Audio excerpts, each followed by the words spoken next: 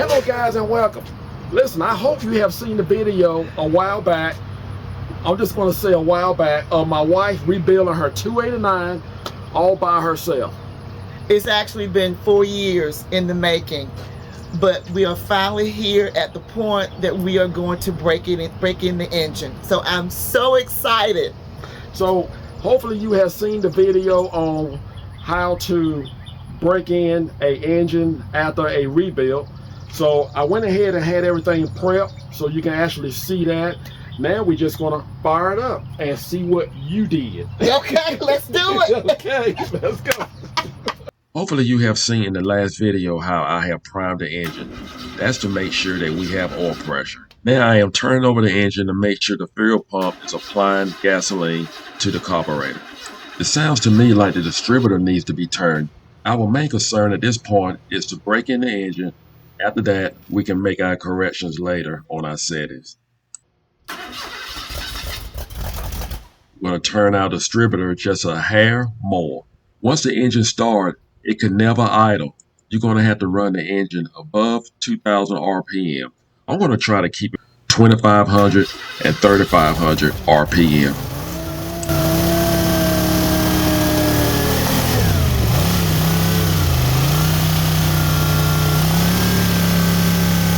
I'm going to start by locking it down at 3,000 RPM.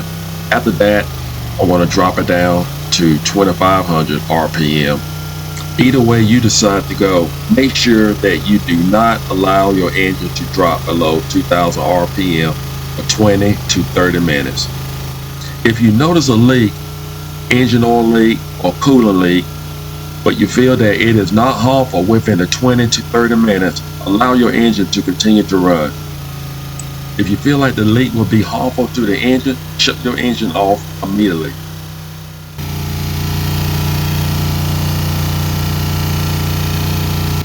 I believe someone around here is very happy.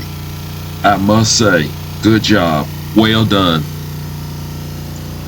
I love these readings, they are perfect.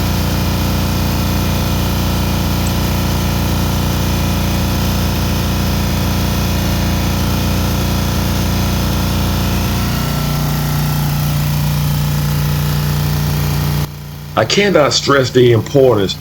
It is very important for you to use engine break-in oil. If you do not use engine break-in oil, make sure you use engine break-in oil additive. That's what I'm using here. I'm using Camshaft engine break-in oil additive. I must say, if you do not use an engine oil break-in additive or engine oil break-in, you will, I repeat, you will damage your cam.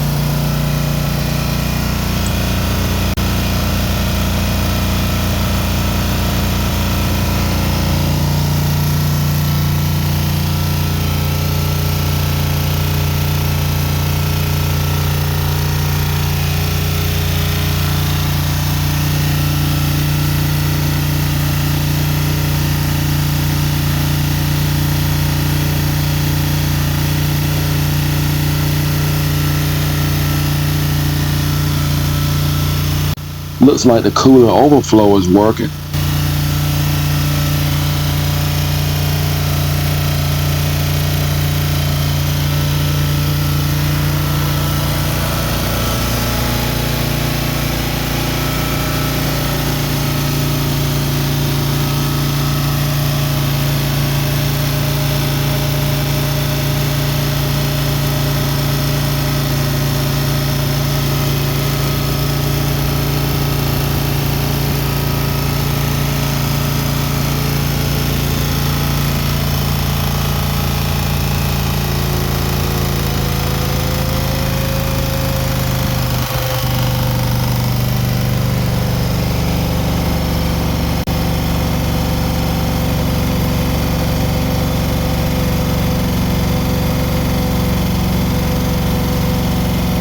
Now, in case you notice, if your engine starts to change a sound or the RPM drop just a tab, do not be alarmed. Again, you are breaking in the cam, and you're going to make your adjustments later on.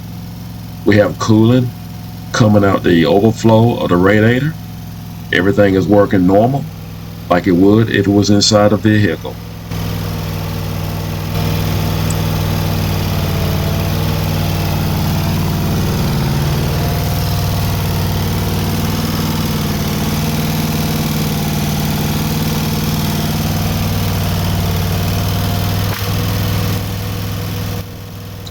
As I am walking around checking for leaks, I notice we have an intake leak.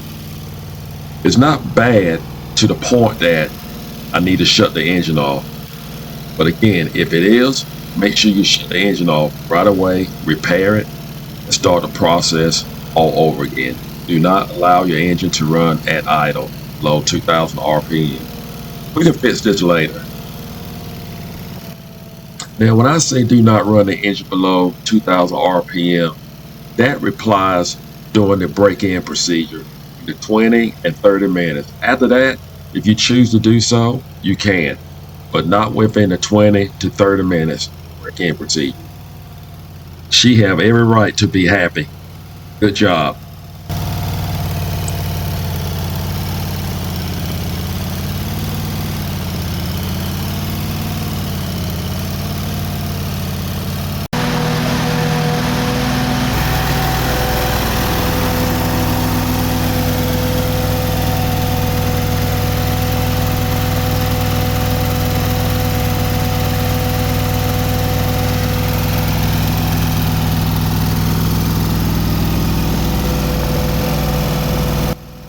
I must say I like that temperature gauge reading. I wonder what thermostat did she use?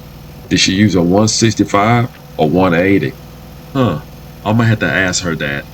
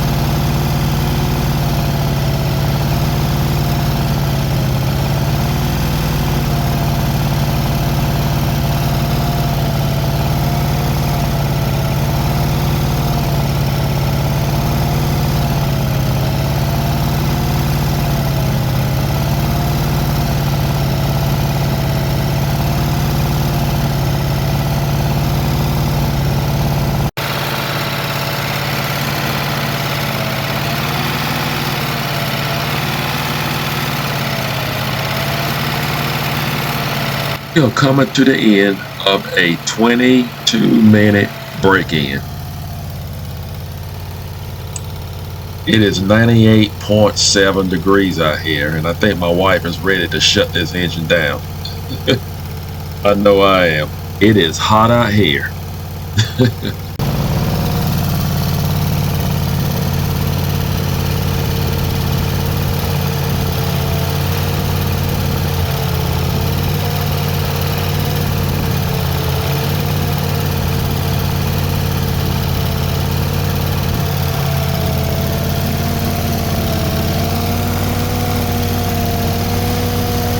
So far, so good. No other leaks other than that intake. That's pretty easy to deal with. Everything else is dry.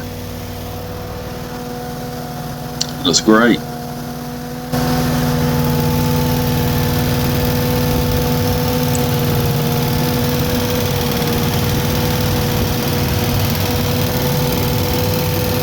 It is always best to break in an engine with the stock manifolds.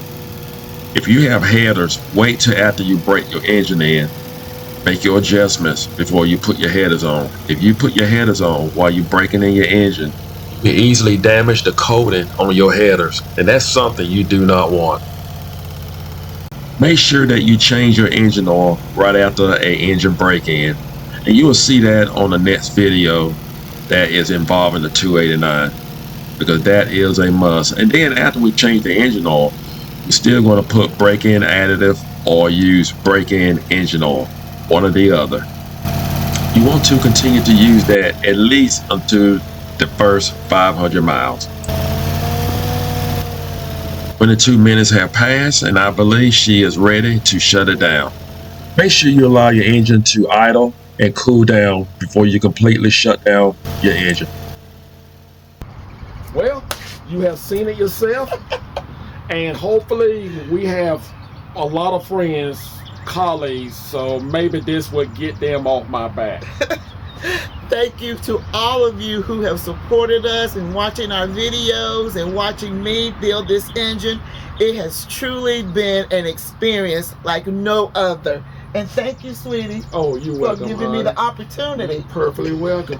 Listen, it is hot out here. We're going to get out of this sun, but there will be a video to actually come up pretty soon in the future of us tuning this engine. Yes. And we do have an oil leak, as you've seen, in the break-in. So we'll take care of that. I believe it's coming from the intake manifold, but that's no problem. I'm not perfect. But stay tuned for more videos. Thank you for subscribing.